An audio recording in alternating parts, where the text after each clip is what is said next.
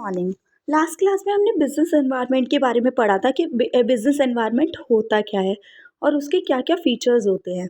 आज गाइस हम पढ़ेंगे कि बिजनेस एनवायरनमेंट के डायमेंशंस या फैक्टर्स कौन कौन से होते हैं, कौन कौन सी ऐसी चीज़ें होती है जो बिजनेस एनवायरनमेंट को इफ़ेक्ट करती है। तो देखिए, ये हमेशा एग्जाम में पूछा जाता है, फैक्टर इफेक्टिंग बिजनेस एनवायरनमेंट या डायमेंशंस कौन कौन से हैं बिजनेस एनवायरनमेंट के। ये ज़रूर ज़रूर ज़रूर आता है हमेशा, तो अच्छे से याद कर लेना आप। सबसे पहला फैक्टर होता है economic factor. It consist of, economic factor में क्या क्या आता है? Gross domestic product, income at national level, per capital level, profit earning rate, monetary and physical policy and government.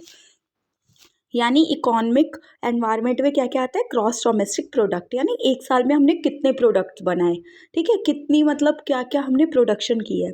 इसके अलावा नेशनल इनकम आती है, ठीक है, मॉनेटरी और पॉलिसी आती है, फिजिकल पॉलिसी। फिजिकल पॉलिसी जो गवर्नमेंट की पॉलिसी होती है, और मॉनेटरी पॉलिसी जो कि आरबीआई की पॉलिसी होती है, ठीक है गाइज। ये सारी चीज़ें इकोनॉमिक एनवायरनमेंट में आती है। नेक्स्ट होता है social environment. It consist of the customs and tradition of society. यानी इसमें क्या आता है? सोसाइटी के बारे में आता है कि सोसाइटी के कस्टम क्या है, ट्रेडिशन क्या है, सोसाइटी का टेस्ट क्या है, सोसाइटी की प्रेफरेंसेस क्या है। ये सब किस में आता है गाइस? सोशल एनवायरनमेंट में, ठीक है। नेक्स्ट पढ़ेंगे हम पॉलिटिकल एनवायरनमेंट। पॉलिटिकल एनवायरनमेंट में क्या आता है? It constitute all the factors related to government affairs. यानी गवर्नमेंट से रिलेटेड सारे फैक्टर्स आते हैं, जैसे टाइप ऑफ गवर्नमेंट कौन सी है, पावर कौन सी है, यानी पॉलिटिशियन से related. Attitude two of government towards group of society, यानी गवर्नमेंट का क्या एटीट्यूड है, किस टाइप की गवर्नमेंट है, और मतलब क्या एटीट्यूड है और क्या मतलब बिहेवियर है उसका सोसाइटी के लिए, ठीक है गाइस। नेक्स्ट आता है legal environment. It constitute the laws and various legislation pass in parliament. इसमें आते हैं सारे लॉज जो भी पार्लियामेंट वगैरह पास करता है, जैसे कि trademark act, essential commodity act, weights and measure act, ठीक है, ये सारे एक्ट्स और लॉ आते हैं। नेक्स्ट देखिए गाइस, नेक्स्ट हम पढ़ेंगे कौन सा environment? Technological environment. It refers to change in taking place in method of production, use of equipment, machinery, improves the quality of product. इसमें क्या आता है? जो टेक्नोलॉजी है चेंज होती रहती है, वो आता है। मेथड्स ऑफ इक्विपमेंट क्या है, यानी हम कौन कौन से मेथड यूज़ कर रहे हैं प्रोडक्शन के लिए, और इक्विपमेंट कौन कौन से यूज़ कर रहे हैं, मशीनरी कौन कौन सी यूज़ कर रहे हैं, ये सारी चीज़ें आ जाती है टेक्नोलॉजिकल में।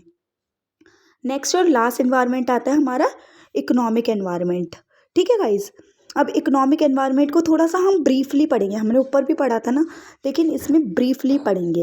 यानी इकोनॉमिक एनवायरनमेंट को अच्छा बनाने के लिए क्या किया गया है? गवर्नमेंट ने बहुत सारी पॉलिसी बनाई है।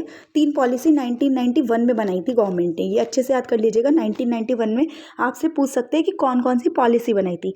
फर्स्ट है liberalisation, second is privatisation, third is globalisation. देखिए इन तीनों पॉलिसी में क्या क्या हुआ था। देखिए लिबरलाइजेशन का क्या मतलब होता है? It means removing unnecessary trade restriction, यानी जितनी भी ट्रेड के ऊपर रिस्ट्रिक्शन होती है, कंट्रोल होती है, उसे हटा देना है। जिससे क्या होगा? इकॉनमी मोर कॉम्पिटिटिव फील करेगी। फ्रीडम ऑफ प्रोडक्शन देना, एक्सपेंशन ऑफ इंडस्ट्रीज, यानी इंडस्ट्री बढ़ेगी। अगर हम कंट्रोल हटा देंगे जितने भी बिजनेस और ट्रेड में से, तो क्या होगा? प्रोडक्शन ज़्यादा होगी और एक्सपेंशन ऑफ इंडस्ट्री भी अच्छे से होगा, ठीक है गाइज। अब देखेंगे नेक्स्ट पॉइंट। नेक्स्ट पॉइंट आपको पता ही है, प्राइवेटाइजेशन में क्या होता है? Removing strict control over private sector, यानी जो भी कंट्रोल था प्राइवेट सेक्टर पे वो हटा देना। और इसके अलावा इसमें ये भी होता है कि गवर्नमेंट सेक्टर को कन्वर्ट कर देना प्राइवेट सेक्टर में, ठीक है।